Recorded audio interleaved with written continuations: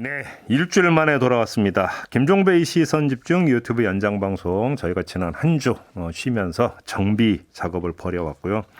애당초 저희 계획으로는 길면 한 2주 정도 정비 기간을 가질 생각이었는데 저희가 보통 부지런한 그러니까 제작진이 아니거든요. 그래서 열심히 정비를 해가지고 한 주를 단축을 했습니다. 그래서 오늘부터 유튜브 연장 방송 다시 시작을 하는데요. 갑자기 이 폭탄급 의자가 터져버렸기 때문에 오늘 이분을 모시고 좀 이거를 좀 특별하게 정밀 진단하는 시간을 유튜브 연장 방송 첫 방송으로 지금 마련을 했습니다. 조금 전 3부에서도 2명의 여야 국방위원 차례로 연결했는데 감질나가지고 시간이 제한돼서 비유가 좀 뭐하지만 중간에 그냥 바지춤 올린 듯한 느낌이 들어가지고 이분 모시고 좀 한번 뽕을 빼보도록 하겠습니다. 군사 전문가죠.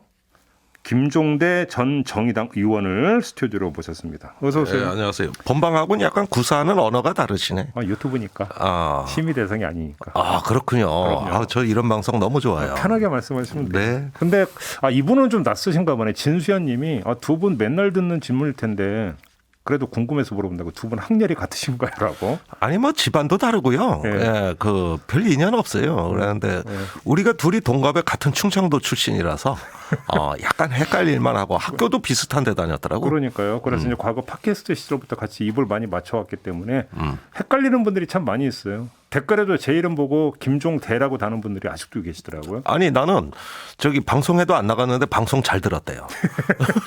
귀하 방송 듣고. 그러니까 어떤 분은 저보고 김중배라고 또 아주 원로 언론인 존경받는 네. 김중배 선생님이 계신데 이분하고 또 헷갈려가지고 뭐 이렇게 좀 댓글 다는 분이 있는데 저는 김종배구입니다. 배. 예. 이분은 김종대고요. 예. 헷갈리지 마시고요. 자, 한번 좀 뽕을 빼는 시간을 지금부터 가져보겠습니다. 일단 좀 군 내부 얘기 좀 들어보셨어요? 뭐라고 들어봤죠. 그러니까 뭐 대놓고 얘기는 못하죠 사실은. 그렇죠. 그런데 뭐 처음에는 거의 멘붕의 분노, 격정 뭐 이러다가 지금은 당혹과 체념 쪽으로 좀 넘어갔어요. 이게 그 단계가 있는데 체념 단계 왔어요? 예, 그렇죠. 그런데 아까 제가 김재원 최고위원하고 인터뷰했는데 11명의 전직 합참의자들이 반대 입장 전달했다고 했더니 그렇지 않은 장성들도 되게 많다. 이렇게 주장하던데요. 그러면서 김관진 전 국방장관 예를 들던데. 그럼 그런 사람들은 뭐예요? 아니 그런 생각은 있을 수도 있습니다. 그러니까 저는 이런 여러 가지 의견이 있을 수가 있는데 지금 문제는 말입니다. 합참이 남태령으로 간다든가 뭐 이런 어떤 그 용산의 공원을 꾸민다든가 이런 계획들은 말입니다. 한 3, 4년 계획 정도로 해서 이런 걸 한번 그 시민 공론화 속에서 한번 추진하면 꽤 해볼 만한 일이에요. 사실 어제 윤석열 당선자가 그 직접 이렇게 조감도 펴놓고 설명한 이런 부분들 좀 좋다고 봐요. 그거 뭐 한 2, 3년 계획 세워가지고 집권 기간에 가서 점차적으로 추진하면은 시민들한테 큰 선물 주는 거거든요. 그러니까 이런 면에서는 저는 방향 자체는 충분히 공감할 수 있다. 그런데 이걸 갖다가 우선은 한 달 만에 그 국방부에 들어가는 거 한 달 만에 해치우고 나머지 과정은 그럼 어떻게 된다는 거냐. 그건 언젠가 되겠지. 돈이 얼마가 드냐. 난 몰라. 일단은 496억 이사 비용만 있으면 다 해결돼. 요 얘기 아닙니까? 그러니까 이사 비용 496억 원을 무지하니 강조하더만요. 예. 그건 극히 일부에 불과한 걸 갖다가. 전 근데 진짜로 인터뷰 여러 번 하면서 뭐 입이 근질대면서도 질문한 게 뭐한 게 그러니까 지금부터 알아서 대답을 해 주세요. 왜냐하면 이게 기밀 문제가 있기 때문인데 그래서 저도 질문드리기 뭐한데 국방부 청사 안에 도대체 무슨 시설이 있는지가 솔직히 제일 궁금하거든요. 근데 얘기 못 하죠, 그거. 그러니까 국방부는 말입니다. 이렇게 보시면 됩니다. 우선 군사 상황, 테러 상황, 치안 상황, 자연재해 이런 상황을 종합적으로 관리할 수 있는 최적화된 시설과 장비 시스템이 깔려 있다. 네. 그다음에 그 자체 방어 시설도 돼 있다. 예. 하나의 어떤 그 특수 시설이자 군사 시설이기도 하고 군사력을 통제하는 최고 기관이다. 동맹국의 데이터도 수집할 수가 있다. 그러니까 뭐 엄청난 데죠, 그죠? 예, 이런 데는 여기밖에 없어요. 애들러 말씀하시느라고 고생이 많으십니다. 예. 근데 아무튼 그런 시설들이 있는데 국방부 청사 안에 대통령 집무실이 거기로 가면 그 시설도 다 빼야 되는 거예요? 그냥 쓰면 되는 거 아닙니까? 아니 쓰면 되는데 이게 뭐냐면 대통령의 위기 관리하고 국방부 장관의 위기 관리는 다릅니다. 네. 이분들이 이제 이야기할 때 위기 관리가 뭔지 군사 상황이 뭔지 지휘 통제가 뭔지 아주 뭐 내용 개념도 모르시는 분들이 나와 벅벅 우겨대는데 참 미치겠는 게 이런 대목인데 자 청와대 위기관리센터가 국방부로 온단 말이에요. 안정화 기간만 1년이 걸릴 거예요. 안정화 기간. 뭐 그게 괜히 오래 걸려. 자, 청와대 위기관리센터는 네. 포괄적인 위기관리를 해서 외교 상황. 지하 벙커 있는 그거 말씀하시는 거죠? 그렇습니다. 거기에 외교 상황, 안보, 군사 상황, 치안, 해경 같은 이제 그 어떤 민간 어떤 그 경찰, 일반 경찰들에 관한 사항, 또 국방, 국정원 이렇게 쭉 연결이 돼 있어요. 예. 그러니까 이걸 가지고 대통령을 보좌하기 위해서 만든 지하 벙커란 말이에요. 예.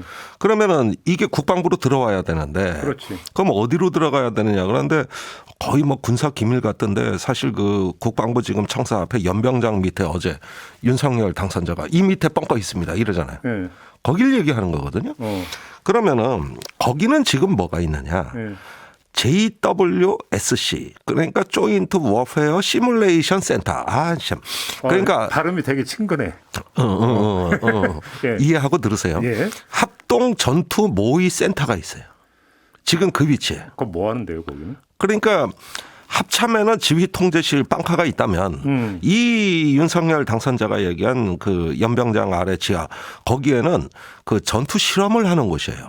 여러 가지 모의 교전을 한다든가 또 전술 교리를 개발하기 위해 가지고 한번 그 시스템을 굴려보는 데거든요. 그래서 이런 전쟁 연습을 시뮬레이션으로 할 수 있는 장교들의 공간이에요. 이걸 쫓아내야 되는 거예요. 그리고 그 자리에 들어와야 되는 거거든요. 그러면은 일단 시스템 깔아야 되고 또 굴려봐야 되고 안정화돼야 되고 또 미비한 점은 보완해야 되고 이 기간이 아무리 최소한 제가 봐도 1년. 아무리 적게 잡아도 1년이에요. 그러니까 그 청와대에 있는 걸 쓴다는 건 말이 안 되는 게 비상 상황이니까 1분 1초를 다퉈야 되니까 그걸로 가서 회의하는 거 불가능한 거고 네. 청와대 지하 벙커는 일단 폐기고 그거는 결국. 폐기죠. 매몰 비용이에요. 그러니까. 그게 노무현 대통령 때 아마 수백억을 써가지고 그 뒤로도 또 계속 예산이 투입돼서 진화된 시설이거든요. 아, 그거 지하 벙커 하나 만드는데? 지하 벙커는 돼 있었고 다 화생방 시설 다 돼 있었고 거기에 정보 시스템을 까는데 그러니까 유기적으로 그 유관 기관을 연결해서 그것만 몇백억 들었다고? 몇백억이죠. 그때만 몇백억이고 그 뒤엔 더 썼죠. 그러면 근데 어떻게 496억이 나와 그럼? 아니 그거 하나만 해도 몇백억입니다. 뭐 496억 따질 것도 없이. 그건 무조건 만들어야 되는 시설이죠. 무조건 만들어야죠. 그래가지고 이걸 그 뒤에도 계속 성능 개량하는데 또 돈을 투입하고 3대에 걸친 정권에서 그 정도로 오래 걸렸어요? 아니 그렇죠. 완성은 일단 노무현 대통령 때 됐지만 계속 업그레이드 돼야 될 거 아닙니까? 그리고 정보 시스템이란 건 정기적으로 업그레이드를 안 하면 이 빠른 기술 발전 사회에서 금방 부식화됩니다. 하긴 가만 생각하면 이제 비상 상황이어갖고 딱 거기 들어가가지고 자 무슨 부대 나와 이러는데 불통해갖고 통신이 안 돼버리면 그 말이 안 되는 얘기니까. 말이 안 되는 거죠. 그러니까 어제 윤석열 당선자가 그 지하 벙커 국방부 앞에 지하 벙커에서 국가안전보장회의를 열 수 있다 이랬거든요. 해보시라고. 1년 동안 해봤자 먹통이에요. 그래요? 예, 그러니까 이거를 어디 국방부하고만 잘 깔리면 되는 줄 알아요.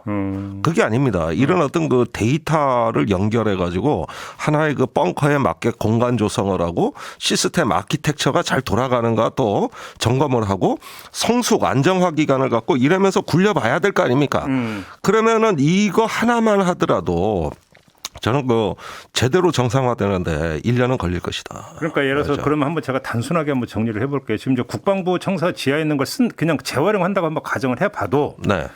지금 연결되어 있는 것은 정보통신 체계라고 하는 게 주로 군으로 한정이 돼서 연결이 되어 있는 반면에 청와대가 돼버리면 군만이 아니라 뭐 경찰, 외교 모든 것 다 이제 연결이 돼야 되기 때문에 기본이 다르다 이 얘기인 거죠. 성격도 다르고, 그러니까. 수준도 다르고. 그러니까. 예, 그러니까 합참의 지통실로 못 들어가는 거예요. 처음에 알려져 있기는 합참 벙커로 들어간다 그랬어요. 그런데 합참 벙커는 합참 의장 공간이에요. 거기서 그 군인 작전 상황 요원들이 다 배치돼 있기 때문에 대통령이 뭐 그 군인들 나가라 그럴 수는 없는 거 아니야. 그러면 우리나라 전쟁의 컨트롤 타워가 마비되니까. 그러니까 찾아낸 게 그 옆에 있는 아까 말씀드렸던 JWSC 합동전투 모의센터. 아, 방카가 또 있더라. 이걸 찾아낸 거예요. 이걸 찾아냈는데 보니까 여기는 그 모의 실험을 하는 장교들의 그 교리 개발하는 전투 실험 장소기 때문에 설령 그걸 쓴다 하더라도 그러니까 구축해서 안정화하는 데만 1년 최소 1년 넘게 걸린다. 그렇죠. 자, 공간제 배치, 시스템 세팅, 그다음에 안정화, 그다음에 국가안전보장회의 한다 그러면 뭐 그거에 맞는 통신 체계, 그다음에 그 좌석 배치, 뭐 다 해야 될 거 아니야. 서서 할 거예요? 그러니까 이런 부분들 조성하는데 그 국가의 최고 어떤 그 국가안전보장회의를 하는 장소를 마련하는데 그게 어떻게 책상 몇 개 갖다 놓는다고 되는 일입니까? TV 몇 대 켜놓고 이게 전광판이라고 우길 겁니까? 안 되는 건 안 되는 거예요. 아, 이게 상식이에요. 그거 언제 할 겁니까? 그럼 하나만 더. 방공포대 갖고 조금 전에 두 여야 의원이 견해차가 너무 극심하게 갈리는데 방공포대는 어떻게 되는 거예요? 글쎄, 그거는 내가 좀 확인 좀 해봐야겠는데 사실은 청와대 인근에는 원래 벌컨포하고 지대공 미스트랄이 원래 배치돼 있다가 그 성주에 사드가 배치됐지 않습니까? 근데 성주에 원래 패트리어트가 경북 일원에 있었다고. 근데 사드로 인해서 대공 방어 능력이 향상되니 여분의 능력이 생겼다. 이래가지고 최근에 그 패트리어트가 차라리 청와대 방어를 위해서 이렇게 서울로 온 겁니다. 그래가지고 청와대 인근에 배치돼가지고 이게 그 대공 방어 능력이 향상된 거예요. 자, 이렇게 해서 방어를 했는데 지금 용산으로 간단 말입니다. 그러면은 용산의 지금 방어 능력이 어느 정도냐. 여기 이제 대통령하고 국방장관이 같이 있는 장소잖아요. 그렇죠. 옆 건물에 각기 나눠져 있단 말입니다. 그러면 여기가 한번 포격당하면 대한민국은 무정부 상태예요. 끝장나는 겁니다. 그렇죠. 그러면은 지금의 어떤 그 방어 능력은 제가 보기에는 어떤 항공기를 방어하는 지대공 미사일, 벌컨포 이런 거 여전히 있을 걸로 하고 벌컨, 오리콘 이런 옛날 구닥다리 무기들이 있을 걸로 보여지고요. 그다음에 이제 북한이 최근에 전술 미사일을 무지한히 많이 썼어요. 이스칸데르라 그래가지고 불규칙 기동을 하질 않나 순항 미사일에다가 엄청나게 전술 미사일을 많이 해가지고 이제 북한이 정밀 타격 그 능력을 갖게 됐거든요. 그러면 과거와 같은 개념으로 방어할 거냐는 거예요. 그러면 패트리어트와 같은 어떤 그 또 천궁, 신궁 이런 한국형 무기들이 배치되는 게 순리다. 그러면은 제 생각에는 이런 어떤 방어에 최적화된 어떤 주변의 전력 배치가 있어야 될 것이고 그에 따른 그 인근에 혹시 규제가 조정돼야 될 게 있는가 이걸 한번 판단해 봐야 될 거예요. 근데 아까 김병주 의원이 그러니까 지금 기존에 쓸 때는 방공포대의 어떤 이제 이 방어 반경이 8km라고 했는데 8km면 용산 가도 커버가 되는 거 아니에요, 사실? 아니. 근데 이제 8km라는 건 뭐냐 하면은 용산이 100만 평이에요. 어제 윤석열 후보가 얘기했다 당선자가. 그러니까 꽤 넓어요. 그러니까 윤석열 또 당선자가 사드를 좋아하시잖아. 굉장히 좋아하시잖아. 이 다층 방어를 무지한히 좋아하시는 분 아니에요? 이분이? 그런데 이걸로 방어가 되겠느냐. 새로운 북한의 무기가 나왔으니. 어제는 또 방사포 쐈어요. 방사포. 그러니까 이런 어떤 북한의 초대형 또는 대구경 방사포는 서울을 충분히 타격하고도 남는 그런 어떤 그 새로운 무기들이 출현을 했으니 이랬을 때 어떤 용산이라는 심장부를 어떻게 방어할 거냐. 이거는 8km보다도 다층적인 방어를 한다든가 방어의 에어리어 즉 그 방어 범위를 넓힌다든가 이런 군사적 판단을 한번 해봐야지. 그러면은 현행 체제로 아무 문제 없다. 현재 하는 걸로 하면 된다. 아, 이게 말이 되는 얘기입니까 이게? 하나만 더 아까 남태령 얘기 나왔는데 남태령에 지금 이미 시설이 구축돼 있어요? 아, 그거 남태령에는 뭐가 있냐면 B1 빵카 그러니까 유사시에 전쟁 지휘소가 있어요. 거기에 전쟁이 나면은 몽땅 다 들어가요.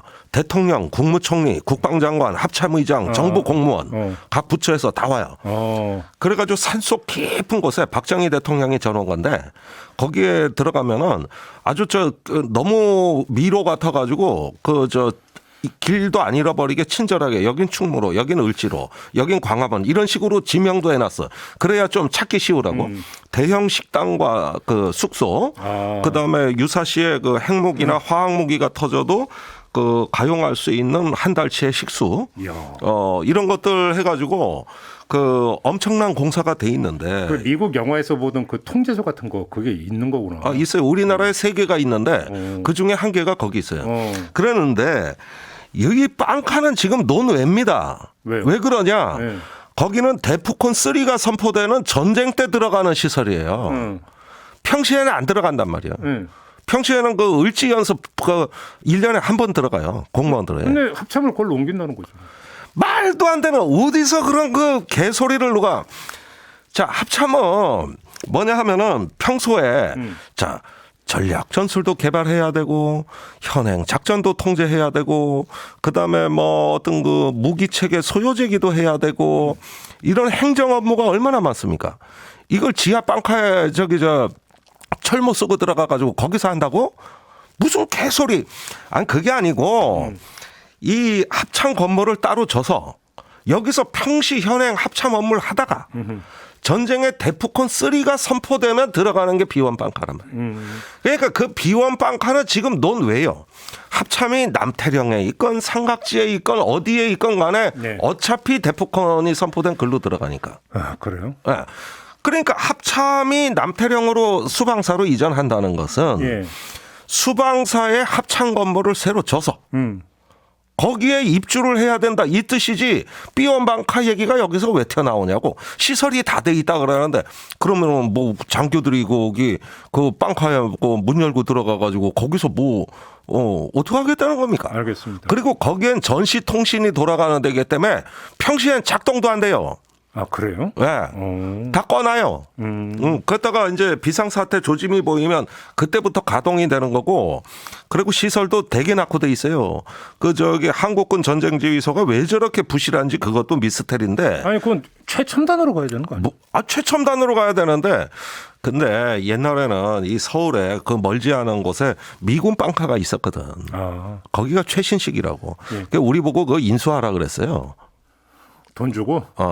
그 평택으로 자기들 내려가니까 이거 남는다 이거. 근데 우리가 인수 안 했어요. 싸게 줄 테니까 넘길 테니까 받아라 이거. 그렇지. 왜 안 받았어요, 근데? 그건 나도 몰라요. 제가 그때 청와대 근무하다 나와 그 뒤에 일은 잘 모르는데 예. 안 받았다는 내 소문은 듣고 있어요. 그리고 비원을 조금 업그레이드 했다 이런 얘기가 들리거든요. 그런데 어쨌든 미군이 훨씬 현대적입니다. 그런데 제가 청와대 있을 때 그 비원 빵카 들어가 보니까 세상에 컴퓨터화가 다 돼 있는데 군대 그리스펜이라고 아십니까? 그 색연필 보드판에서 그걸로 쓰고 있더라고. 뭐야? 그래가지고 이게 뭐야 해서 노무현 대통령 때 급히 돈을 들여가지고 정보화 시스템으로 바꿨어요. 이해가 좀 안 되는데. 이해가 안 되는 일이 많아요. 그러니까 그 빵카가 있다 이 얘기요. 지금 아까 뭐 성일종 의원 인터뷰도 있고 그랬는데.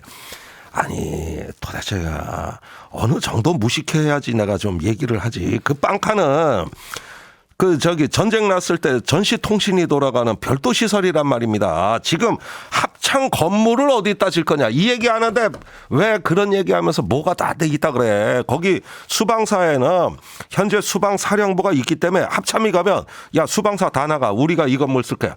당선자가 지금 국방부에서 하듯이 이런 갑질을 가서 할 수는 있겠지. 그러면 그 부대는 또 져야 될 거 아니에요. 알겠습니다. 네.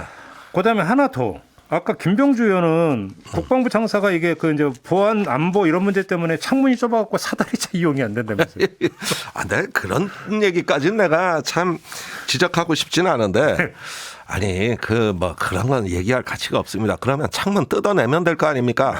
그리고 다시 이사한 다음에 창문 다시 끼워 맞춰 놓으면 될 거 아니에요. 아니 새성장군 출신이 창문 얘기하는 것까지는 좀 그래요 사실은. 어려움이 있다는 건 맞는데. 거기는 국방부 청사는 EMP 방호라 그래서 그 특수 방호가 돼 있어요. 북한이 서울 상공 60km에서 핵폭탄을 터뜨리면 서울의 모든 전자기기가 마비됩니다. 또 EMP탄이라고도 있잖아요. 네, 그게 EMP탄이에요. 일렉트릭 마그네틱 펄스. 발음이 좀 그래서 미안합니다. 친근하다니까.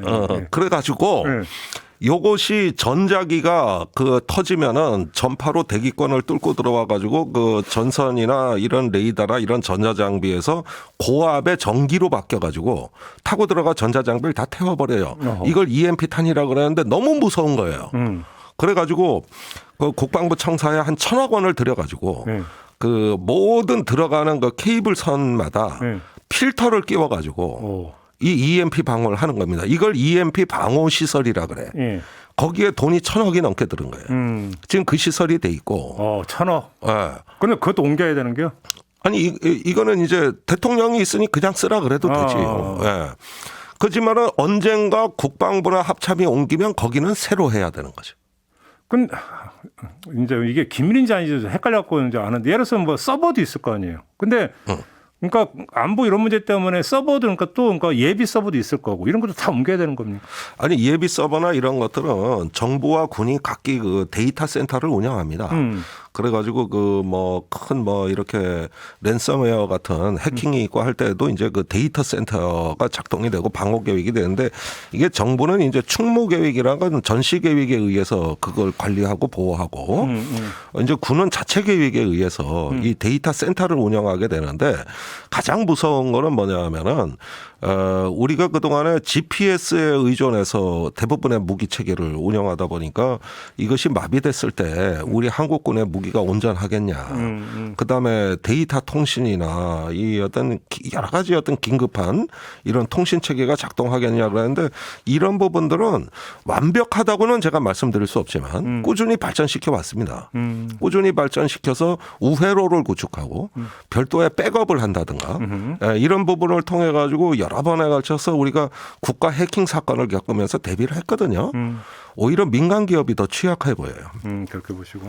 하여간 좀 정리를 하죠. 그러니까 지금 이제 그 가장 본질적인 문제는 청와대와 국방부가 바로 딱 붙어 있는 게 이게 그 온당한 얘기냐 이 부분이잖아요. 여기 이제 두 가지 관례가 있는데 아까 이제 우리 김종대 전 의원이 제기해 주신 문제는 예를 들어서 외적의 어떤 그 공격이 있었을 경우를 제기를 했는데 또 사실은 배제할 수 없는 게 내부의 정변도 사실은 고려를 해야 되는 부분이 있는 거잖아요. 네.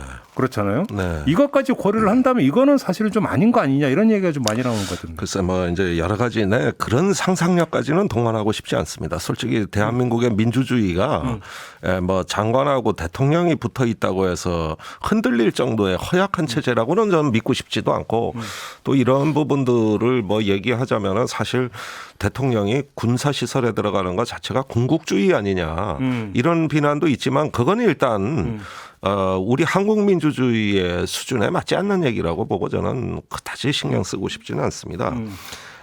다만 이런 거예요. 여기서 문제의 본질은 이사비용 돈 문제도 아니고 또 국방부 장관하고 대통령이 가까이 있다는 것도 문제가 아니고 뭐가 핵심적이고 본질이냐. 국가 위기관리의 컨트롤 타워가 제대로 작동할 수 있느냐. 한순간에 그러니까 공백이 올 수 있다. 네. 아니 그러니까 한 달 안에 그 준비를 마칠 수 있느냐예요. 사실 3년 정도면 제가 보기엔 족하다고 봐요. 3년은 준비하고 실행하면 괜찮다. 예. 어제 발표도 그 정도면은 이해할 만하다. 근데 한 달 안에는 죽었다 깨나도 안 되는 겁니다. 근데 왜 그럴까요? 왜 거기에다가 아니 몰라서 저라는 거예요. 거기에다가 저기 제가 위기관리센터만 얘기 들었지만 그거보다 그 못지않게 중요한 또 하나의 시스템이 뭐냐면 경호 시스템입니다. 그렇죠. 그런데 어제 발표로 보니까 그 국방부 옆에 그 작은 건물이 하나 있거든요. 거기에 경호처가 들어온다는 거예요. 그게 아마 시설본부인가 근무지원단인가 그럴 건데 뭐 그건 중요하지 않고 그 옆에 건물에 들어온다는데 경호실은 경호 상황실을 운영하게 돼 있습니다. 이 모든 어떤 저기 대통령의 동선과 외국 정상 주요 인물 그다음에 행사 주변의 정황 이런 거는 어떤 그 최첨단 상황실로 관리하게 돼 있어요.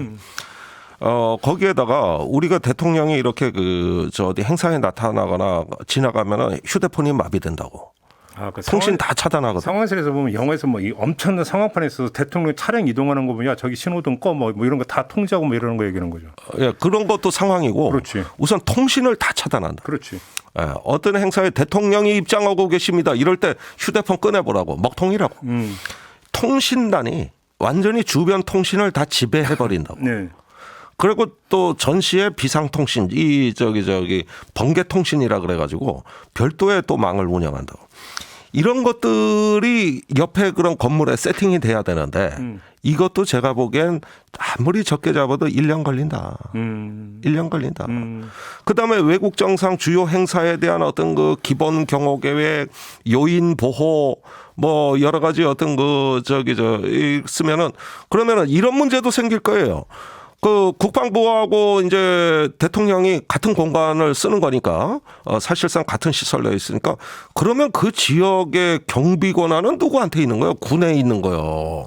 아니면 경호처에 있는 거예요? 이게 사실은 누가 주도권을 잡는 건지 이거 근무 계획도 이것도 누가 컨트롤 타워인지 모르겠다고.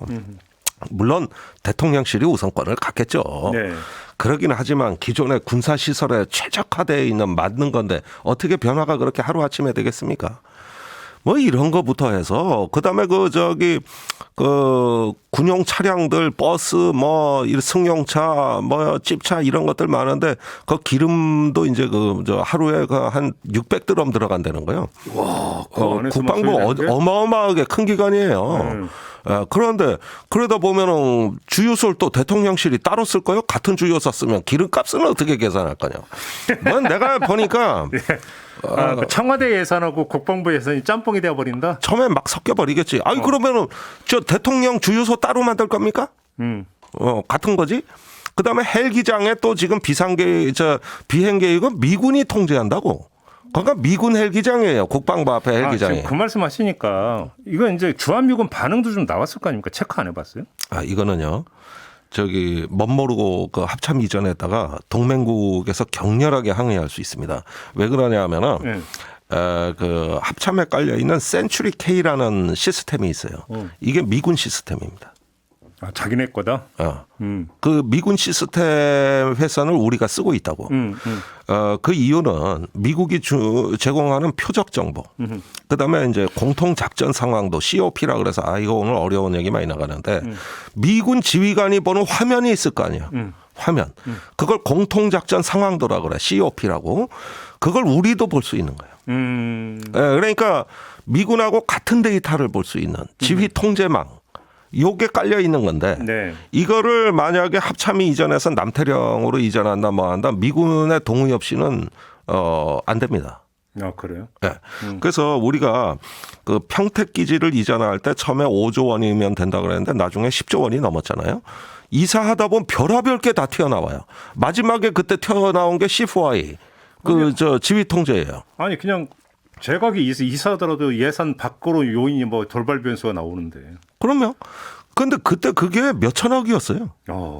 그러니까 이런 걸 보시면은 그 몇 년을 준비한 거의 20년을 준비한 평택기지 이전도 예상 액수가 2배 차이가 났는데. 그래서 우리가 10조 5천억 원 중에서 94%를 한국 정부 예산으로 돼 가지고 그 어마어마한 기지를 하나 줘줬지 않습니까? 그게 300만 평이 넘어요. 하회주로까지. 자, 이게 10조 원이 넘게 들었다. 그러면은 거기에 근무하는 미군이 몇 명이냐? 10,000명밖에 안 돼. 10,000명이 이동하는데 10조 원 들었어요. 거기에다가 가족까지 해가지고 8만 명 부지 아파트까지 져준 건데 경호처 오면은 이 사람들 숙소 안 져줄 겁니까? 그다음에 복지시설 체력 단련장 안 져줄 거예요? 그러면 거기에다가 국방부 1,000명에다가 합참 1,000명이 좀 안 되는 인원에다 근무지원단, 시설본부, 군사법원, 검찰단, 사이버 사령부 거의 5,000명이 이동하는 거거든 지금? 5,000명이?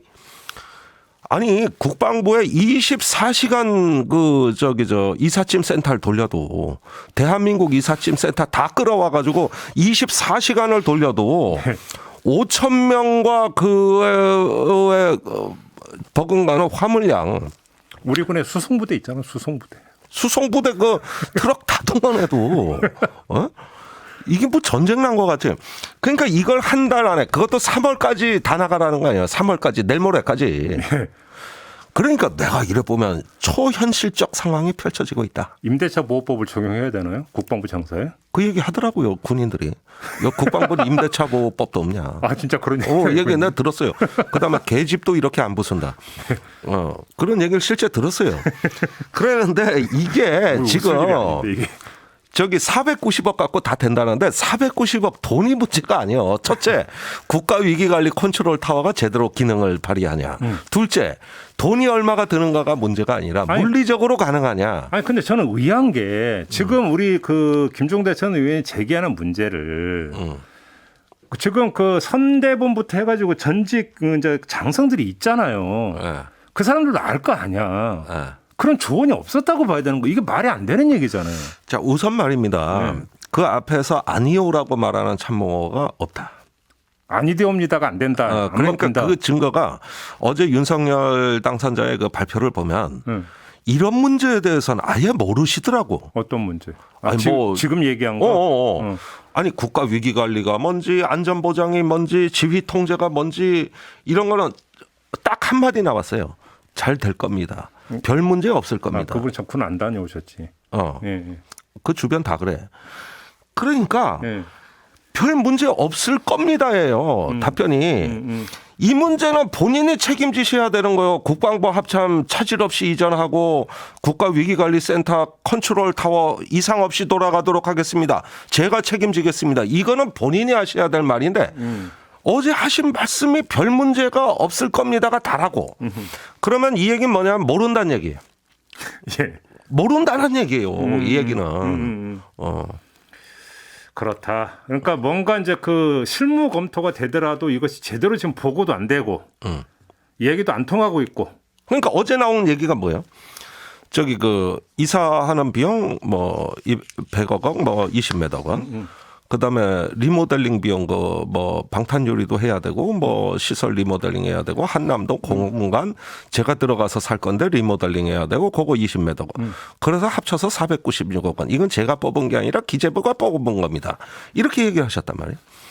아니 지금 그 저기 이삿짐 센터하고 저 방탄 요리 끼우고 저 숙소 리모델링하고 이게 문제입니까? 제일 쉬운 것만 뽑으시더라고. 누구나 아는 제일 쉬운 거. 근데 눈에 안 보이는 게 있을 거 아니에요. 그거는 몰라. 이건 어떻게 보세요? 지금 자꾸 이제 그 인수위뿐만 아니라 우리 언론도 이게 자꾸 미국 백악관 비스무리하게 이제 그 간다라고 계속 이 점을 부각을 시키잖아요. 네. 근데 미국의 안보 환경과 우리의 안보 환경이 다르고 하는데 미국 백악관 비슷하게 간다는 게 그렇게 중요한 겁니까?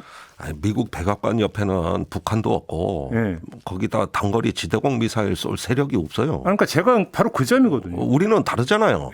자, 우선 백악관의 웨스트윙 같이 하겠다. 저는 뜻은 선하고 좋다고 봐요. 사실 시민들이 용산공원 해가지고 낮은 담장을 사이에 두고 대통령 집무실 와서 구경도 하고 놀다 가시면 얼마나 좋습니까? 거기에 박물관도 있고 볼 거 많아요. 결혼식도 이제 한다고 하고. 아니 난 좋다고 봐요.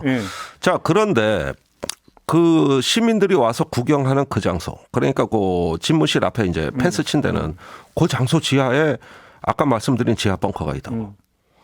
그러면 국가 최고의 국가안전보장회의하는 집무실 위에서 시민들이 와가지고 뭐 그게 말이 돼요? 안 되잖아요. 그 벙커를 쓰면은 그쪽에 사람들 접근이 못하는 거 아닙니까? 근데 어제 두 가지 얘기를 다 하신단 말이에요. 이것도 말이 안 되고. 그다음에 담장을 와서 보고 뭘 어쩌고 이럴 때 제가 얼핏 느낀 거는 이 윤석열 당선자께서 이제 그동안 청와대는 보수 진보 정권이 번갈아가며 제왕적 권력을 행사한 전근대의 상징으로 보시는구나. 그러니까 조선 총독부 이래로 100년의 역사를 청산하는 내가 최초의 대통령. 이런 말씀을 하고 계시는구나. 일종의 어떤 그 전략적 자아도취 증상이라고 현상이라고 보는데 저는 그런 생각을 자기는 영웅적 스토리로 대통령이 됐고 이런 어떤 신화를 써가는 내 입장에서는 적어도 새로운 시대의 창조자면 메신저가 돼야지 그래 저기 그 내가 어떻게 청와대를 들어가 뭐 여기까지 생각이 갔다는 거예요. 그래서 이런 과욕이 이제는 저 문제점을 보는 시야를 흐리게 하고 또 다른 의견을 경청하는 귀를 닫게 만들어 들어가지고 이제부터는 안 보이는 겁니다. 이후에 나타날 문제는 안 보이는 거고 보려고도 하질 않은 거예요. 그래서 시민들이 와서 있고 거기서 같이 어울리는 대통령의 그 모습이 상상이 되는 건데 이런 부분들로 가는 과정이 어떤 길을 통해 가지고 그런 목표에 도달하는지가 보이지가 않는 겁니다. 네. 그래서 이분이 일종의 어떤 원조 컴플렉스, 어떤 그 전략적 자아도취라고 말하는 개념에 지금 그 가고 계신 거 아니냐 이런 의심을 안 할 수가 없는 내가 원조다. 내가 이제 청와대를 그러니까 그 이 전 근대의 상징인 청와대를 허문 원조다. 그렇죠. 그런 생각을 하고 있다. 알겠습니다. 그러니까 제가 부탁드리고 싶은 거는 다 좋다. 그것도 100% 찬성하고 나 다 좋다. 3년만 준비하자. 3년만. 당신이 원조가 되겠다는 그 욕심만 버려라. 그러면 훌륭한 기획이다. 전 그렇게 봐요. 알겠습니다. 이건 이 정도로 사실 우리 그 김종대 전 의원 모시고 좀 여쭤볼 게 이게 그 대통령 집무실 이전 말고도 지금 외교안보 의제가 되게 많거든. 엄청 많아요. 네, 이걸 다 여쭤보려고 이게 뭐 시간이 지금 다 돼갖고. 근데 이거는 여쭤보는데 김태효 교수를 다시 지금 인수위원으로 기용한 건 어떻게 평가하세요? 그 같은 아파트 살거든요. 본인하고? 저기 윤석열 당선인하고? 그래요? 그럼 이제 평소 친분이 있다는 얘기인가? 가끔 만났어요. 당선인하고 김태효 교수가? 그러니까 그 기억나실 겁니다. 3차 대선 후보 TV 토론 때 심상정 후보가 아니 사드 산불 원칙 폐기하시겠다고 그러면 일본 자위대가 뭐 들어와도 된다니까 뭐 올 수도 있는 거지만 꼭 그걸 전제로 한 건 아니다. 이 기조가 저는 그게 윤석열 후보의 말실수가 아니라 정확히 답변을 하셨는데 그게 김태효 교수의 논문의 맥락하고 정확하게 일치하고 있고 또 실제로 자문도 받은 거예요. 그 국민의힘 의원들은 이런 걸 잘 몰랐지요. 그래서 이번에 김태효 교수가 들어온 건 당선자 지시입니다. 그래요? 네. 확신하세요? 아니 전 그렇게 봐요. 같은 아파트에 산다? 네. 아크로 비슷하 거기에? 처음 들었네. 이거 하나 좀 우리 그 우크라이나 지금 그 러시아 그 우크라이나 침공 있잖아요. 네. 이 사태에 대처하는 우리의 스탠스는 어떻게 된다고 생각하십니까? 자, 지금 이게 강 건너 불이냐 발등에 불이냐. 이게 성격이 두 가지 다 있는데 그런데 지금 우크라이나 사태에 대해서 국내 언론의 보도는 너무 단편적이고 어떤 그 전체적 진실이 아니라 일면만 보여주고 있다고 봐요. 뭐 대부분이 중계방송 어디 폭격했고 뭐 어디 못했고 뭐 저기 뭐 피난민이 어떻게 됐다. 실패했다. 물론 성공한 교전은 아니지만 그래도 제가 보기엔 실패한 전쟁은 아니에요. 어떤 점에서? 그거는 우리가 자꾸 보는 건 뭐냐면은 그 러시아가 키이우와 같은 그 대도시를 점령을 못했다. 이걸 자꾸 보도하면서 그러면서 무고한 사람만 죽어가는 소모전이다 이러는데 러시아가 보는 전쟁과는 그게 아니에요. 푸틴의 계획이 애당초 그게 이게 아니라? 서방의 사고 방식인데 이렇게 어떤 중심을 점령해야 전쟁이 끝나는 걸로 이렇게 보는데 제한전이라는 것도 있는 겁니다. 그 지금 우크라이나에서 나오는 보도가 우리 군이 밀리고 있다 이런 이야기를 하면서 그 호소를 하는데 그게 목적이었어요. 군사의 기반을 파괴하는 거예요. 우크라이나에 와서 시가전을 해가지고 무수한 소모전 사상자가 피차간에 발생하는 건 러시아 목표가 아닙니다. 그게 아니라 러시아가 제기할 수 없을 정도로 군사의 우크라이나의 그 기반을 군사력의 기반을 파괴하는 이게 전쟁 목표인 걸로 돼 있고 실제 러시아 교리가 그래요. 그럼 쉽게 하면 이제 어떤 우크라이나의 무장어 여지를 아예 싹을 잘라버려가지고 그렇지. 다시는 무장할 엄두를 못 나게 중립국가를 그냥 그 견인해 간다. 이러면서 한편으로는 전쟁의 연장으로 협상을 하면서 그러면서 이제 중립화에 대한 어떤 그 보장을 받아내고 한편으로는 군사력을 동원해서 군사력 건설을 할 수 있는 원천을 제거한다. 이게 지금 전쟁의 양상인 겁니다. 이게. 그러면 지금 나타나는 양상을 보면 푸틴이 지금 궁지에 몰려갖고 협상에 나서고 이런 게 아니라 지금 계획대로 가고 있다는 얘기죠. 그게 우리 언론 보도인데 저거 안 믿어요. 그다음에 한때 뭐라고도 그랬냐면은 러시아가 언론 플레이를 했어요. 그 협상이 잘 되고 있다. 이런 희망을 뿌렸거든요. 제가 그랬습니다. 저 말 절대 믿지 마라. 그런데 우리가 그걸 다 보도해 주는데 이게 러시아 의도라는 걸 알아야 됩니다. 지금 절대 끝나지 않아요. 끝나지가 않고 이 저기 그 러시아는 원래 침략 전부터 계속 심리전을 하고 기만 전술을 해왔어요. 그렇죠. 그러니까 절대 고지고대로 믿으면 안 됩니다.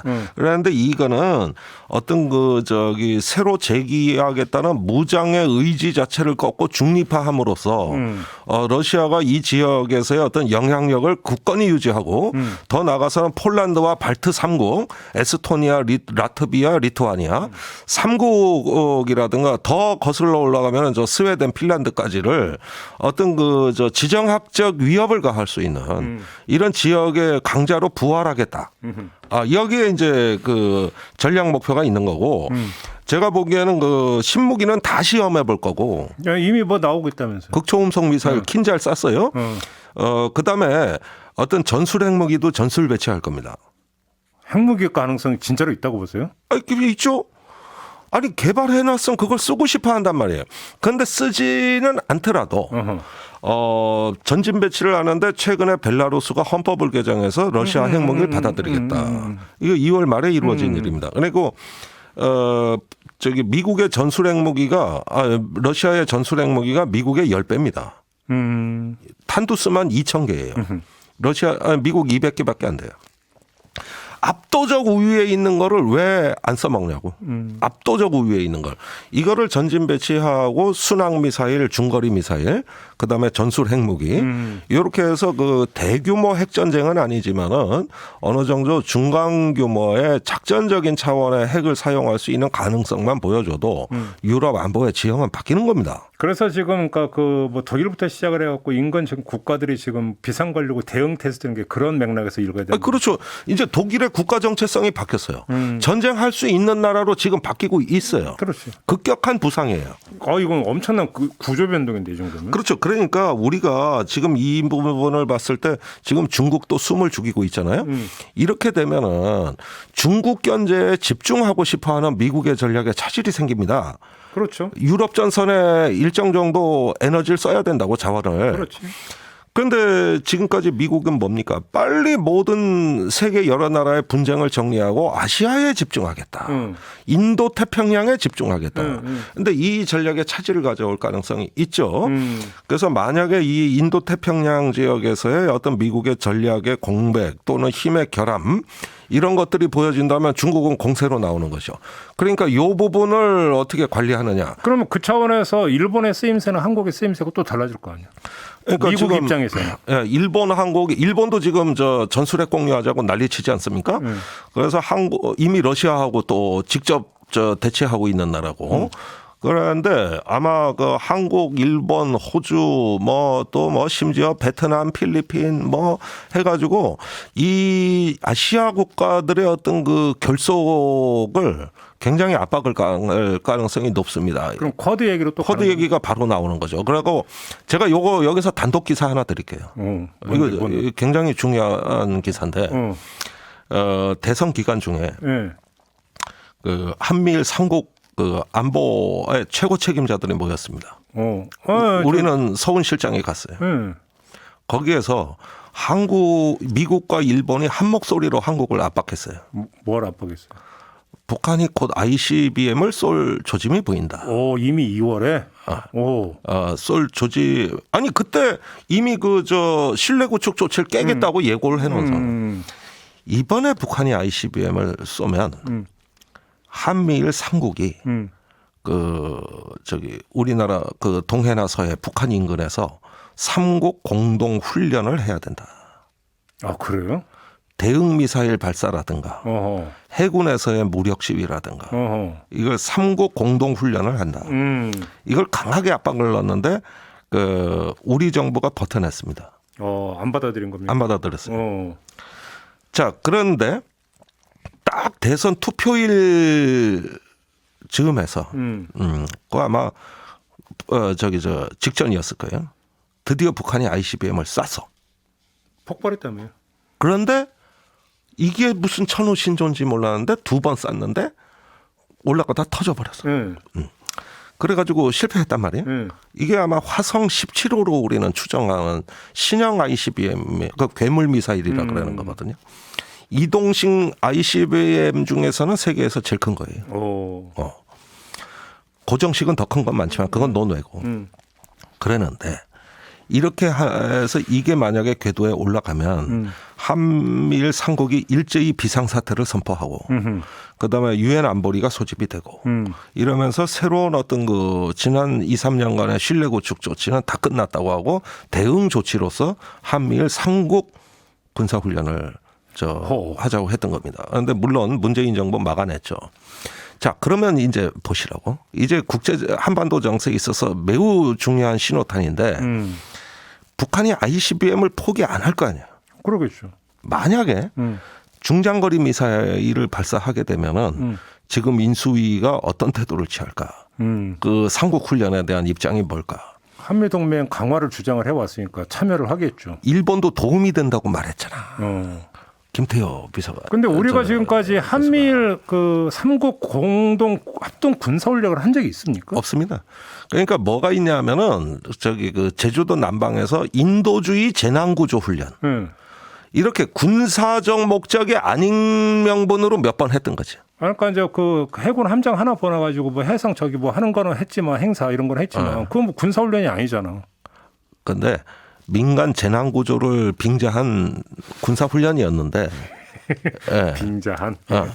그런데 이번에는 그게 아니라니까. 그러니까. 전략 자산이 동원이 되고. 그거는 가장 엄청난 변화인데 그거는. 드디어 일본 자위대가 한반도 유사 상황을 가정하고 이제는 참전을 하는 거예요. 훈련에 참여를 하는 겁니다. 예. 이거는 그 해방 이후에 가장 기념비적인 사건이에요.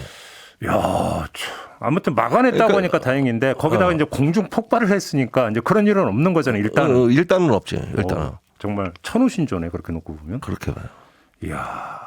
한반도 주변도 엄청나게 그러니까 지금 간당간당 하는 게 만약에 북이 중장거리 ICBM을 다시 만지작거리고 그러면서 이제 그 몇 가지 있자면 미국은 이번에는 삼국 훈련을 꼭 해야 되겠다는 입장이에요. 그러면은 저기 이렇게 동맹을 묶어 세워야 중국 견제를 하고 또 한편으로는 러시아도 신경 쓰지. 그러니까 정리하면 러시아가 저렇게 되면 그 미국은 지금 중국에 올인하는 것에서 분산해서 일정한 유럽에서 대응할 수밖에 없고 그러면 중국 대응에서 구멍이 생기는 것은 한미를 삼각 안보 동맹으로 메우려 한다. 그렇죠. 이런 이야기 되는 거잖아요. 이제 드디어 그럼 우리는 원하지 않았는데 일본하고도 군사 동맹으로 그러니까 끌려갈 수밖에 없다 이런 얘기잖아요. 그러니까 많은 분들이 잘못 알고 있는 우리하고 일본은 군사 동맹이 아니거든. 아니죠. 아닌데 지금 그렇게 끌려갈 수도 있다는 얘기가 되는 거잖아요. 그렇습니다. 심각하네 얘기가. 그러니까 지금 이 문제 심각하다니까. 지금 이 주변 정세가 그러니까 지금이 청와대 용산 시대 말할 때입니까 지금이. 그러니까. 이야. 인수위가 근데 이 돌아가는 사정을 모르나요? 아니 그런데 알고는 있을 거예요. 저는 김태호 인수위원을 알고 있다고 봐요. 지금쯤이면 복을 받을 거라고. 근데 그래? 근데 왜 지금 이사 얘기가 왜 나와 근데? 몰라요. 인수한테 여쭤볼 건데 죄송합니다. 이거. 참. 하여간 지금 대통령 집무실의 용산 이전이 흐름과 맥락에 맞는 것이냐에 대해서 지금 또 하나 미국의 움직임에 대해서 이렇게 좀 우크라이나까지는 연결이 되는 얘기가 있는 거네요. 정리라면. 그렇습니다. 참 심각하네요. 예. 알겠습니다. 시간이 너무 많이 흘렀네요. 시간 가는 줄 벌써 50분을 다 해버렸네. 끝내주시죠. 이제 마무리해야 될 것 같네요. 알겠습니다. 좀 나중에 필요하면 다시 한번 모시도록 하고 여기서 마무리하겠습니다. 수고하셨습니다. 네, 고맙습니다. 네, 김종대 정의당 전 의원과 함께했고요. 저도 함께 물러가겠습니다. 내일 아침에 다시 인사드릴게요. 고맙습니다. 수고하셨습니다.